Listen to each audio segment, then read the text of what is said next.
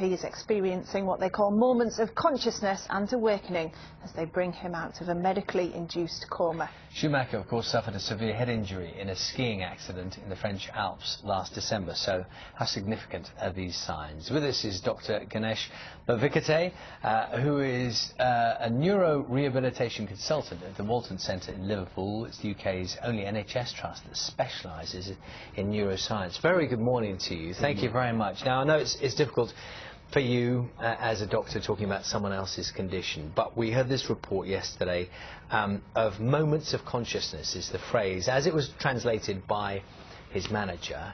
What might that be? It's good things to hear.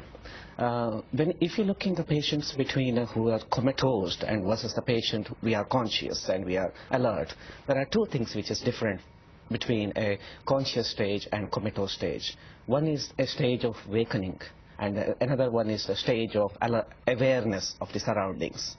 So we heard that if a patient's on a severe traumatic brain injury and coming up, they usually come up with wakening up from their comatose stage. And the next thing is awareness of their surroundings.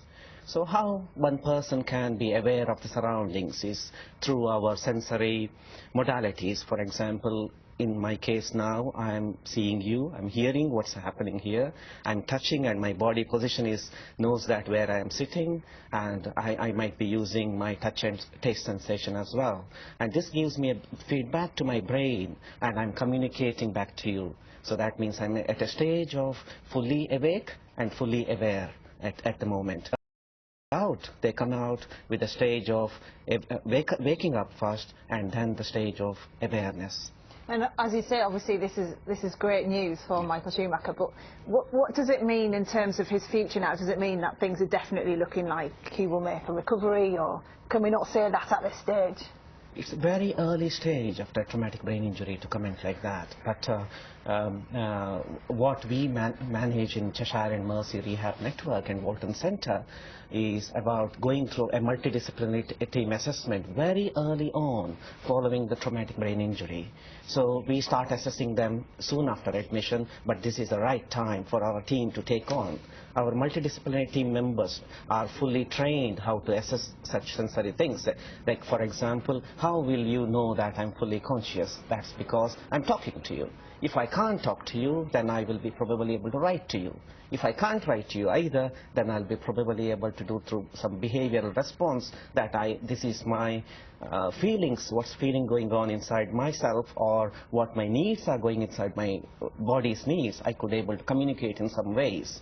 So my team members now will start assessing them, and through these sensory things what I mentioned earlier, and see whether that person with a severe traumatic brain injury can communicate their bodily needs, their wishes, their love to the loved ones, and to see whether they can communicate consistently. So when someone is in a condition like Michael Schumacher's, you would be encouraging family and friends, for example, to be constantly talking, and is that one of the things that we talk about, this moment of consciousness, and then you'll be monitoring for some kind of reaction to something that is happening around, or a feel or a sound? Loved ones are the utmost centerpiece in assessing this type of conditions, because they know that person well and knows about the person. But there are two ways of assessment. One thing is just sit back and see whether this type of person are making any attempt to communicate by themselves. If not, then we have to assess, are they feeling any sensory system, like for example hearing, or about ability to see? Are they doing anything purposeful ways to say that, yes, I'm seeing that, or I'm hearing that, and this is what I want to communicate back to you?